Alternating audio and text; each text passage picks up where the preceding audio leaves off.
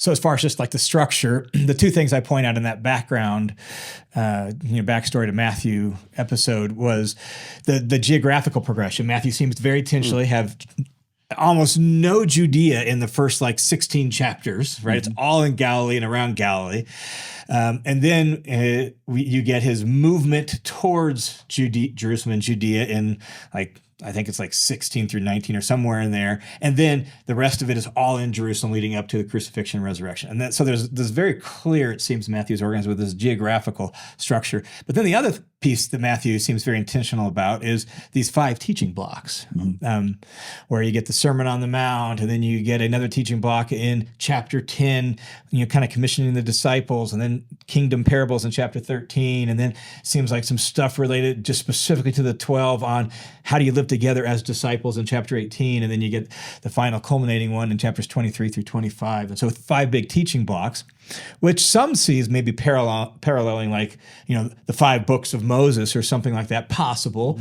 It's hard to know if it was Matthew really doing that. We don't know for sure, but maybe he's doing that. It certainly would make sense as a Jew writing to Jews, maybe showing Jesus as the true teacher of the Torah and interpreter of the Torah and some of that. So that structure, I think, is interesting, helpful to at least knowing how Matthew's put it together. So then he interweaves narrative to teaching block. And then coming out of the teaching block, you get some more narrative. Right? So come out of the Sermon on the Mount, and they're amazed that Jesus teaches with authority. Then you get 2 chapters showing Jesus' authority and actions he did with snapshots from his life and so on and so forth. And so it helps you at least track, kind of have a map for how the book is put together. The Israel thing has been interesting to me, how Jesus essentially is the representative of Israel as the Messiah. Embodies the whole nation in himself. Yeah. Out of Egypt, I called my son. So there's this whole going down into Egypt, coming back out of Egypt, entering the waters of baptism, which like 1 Corinthians 10 tells us. It's not like we're just making this up, right?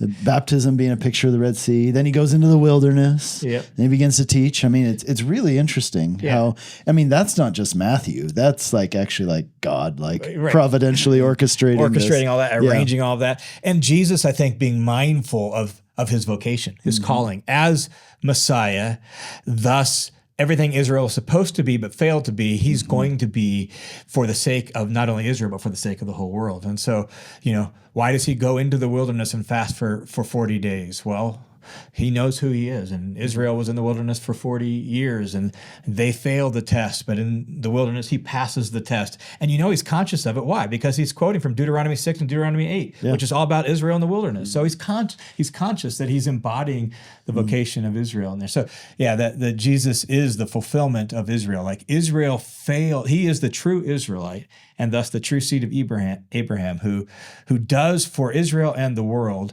what was always meant to be done, but Israel failed to do. So it's impressive how Matthew's put that together and how God through his Spirit, helped Matthew arrange all that. So Wow.